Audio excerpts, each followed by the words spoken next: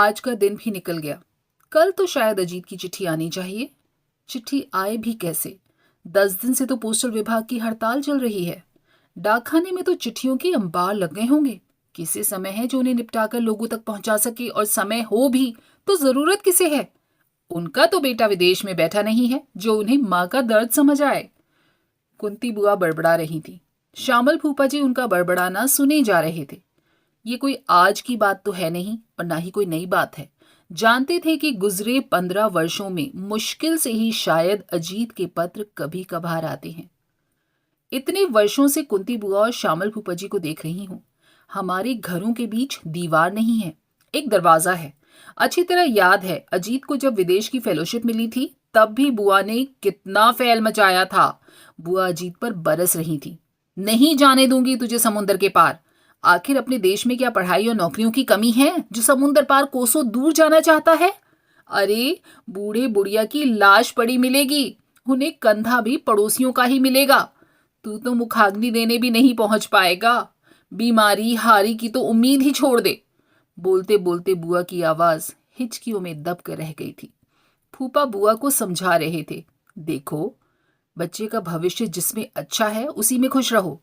क्या अपने स्वार्थ के लिए बच्चे के भविष्य को बिगाड़ दोगी? अरे, समझदारी से काम लो, बच्चे को हिम्मत दो। ये मत समझो कि अजीत के लिए ये निर्णय ले पाना बहुत आसान है। भावुकता से उसे और कमजोर मत बनाओ। कुंती बुआ ने गुस्से में अजीत का सूटकेस, बैग सब सड़क पर फेंक दिया था। अब शक्ल मत दिखाना, अपने दोस्तों के घर में ही रहना, वहीं से चले जाना। अरे, इसी दिन के लिए पाल पोस कर बड़ा किया था क्या कि ये निर्मोही छोड़कर चला जाएगा? अरे, कोई लूला अपाहिज ही होता तो कम से कम देहरी पर बैठा तो रहता। अरे, इतना तो पुरखे छोड़ ही गए हैं कि सारी जिंदगी आराम से रोटी खिला देते। बुआ की भावुकता अपनी जगह थी, अजीत के यथार्थ सपने अपनी जगह थे, इसलिए वे बुआ का प्रलाप ही बनकर रह गए। अजीत चला गया। बुआ फूफा जी अपने जीवन में अभ्यस्त हो गए। अजीत ने कंप्यूटर इंजीनियरिंग की डिग्री लेने के बाद वहीं नौकरी कर ली थी। अजीत हर दूसरे साल आता रहा। जब आता तो घर में रौनक हो जाती, घर के कई काम भी निपटा जाता। फिर उसने वहीं शादी कर ली। पत्नी को लेकर माँ बाप से मिलाने भी लाया था। 4 वर्ष बाद दोबारा भी आया था। फिर सारे संबंध माह में एक आध बार आने वाले पत्रों तक ही सीमित रह गए। पत्र भी घटते घटते साल में एक आध चिट्ठी तक ही सिमट कर रह गए थे। लेकिन बुआ का चिट्ठियों के लिए इंतजार ज्यों का त्यों बरकरार रहा। आज बुआ की ड्राइंग रूम की तरफ सन्नाटा था। बुआ एक बार भी गेट की तरफ नजर नहीं आई। झांक कर देखा, सब ठीक तो है। बुआ बीमार तो नहीं है।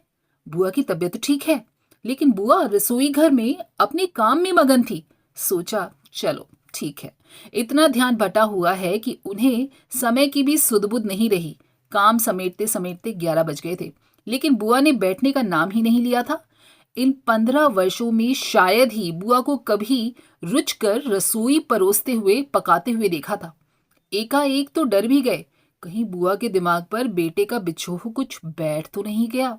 तब तक रसोई से आती खुशबू को सूंघते हुए फूफा जी ही रसोई में पहुंचकर बुआ को छेड़ रहे थे।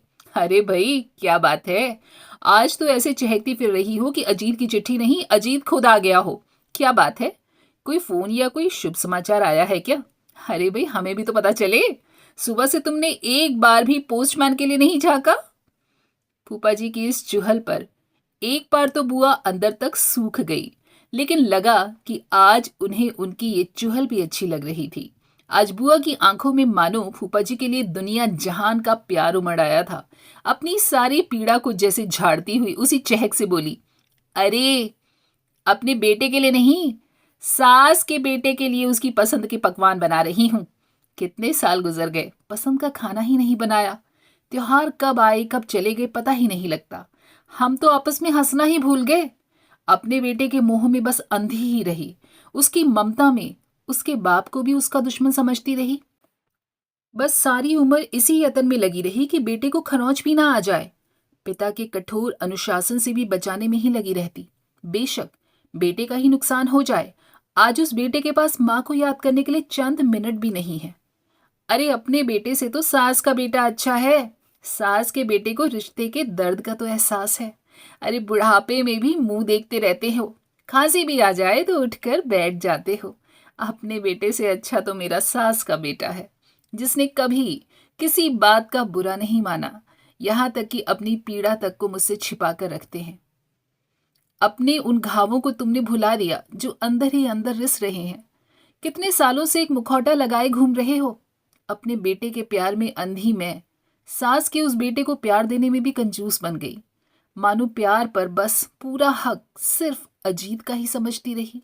लोग कहते हैं बेटा बुढ़ापे की लाठी होता है। मेरी तो लाठी मेरी सास का बेटा ही बना, अपना बेटा नहीं। बुआ बोले चली जा रही थी। फूफा जी सुने जा रहे थे।